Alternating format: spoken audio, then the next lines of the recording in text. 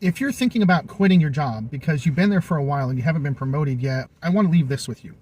Getting promoted is a combination of two things. One, being promotable, and two, actually having a position available. There's a lot of people that may put in 3 months or 6 months in a job.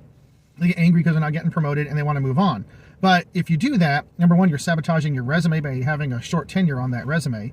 But number two, you haven't even stuck it out long enough to see if there's an open position. Now, if you're getting passed up for promotion, that is different. And sometimes you have to go into your supervisor or who's in charge of that and say, hey, I feel like I'm worth this. What do I need to do to get there?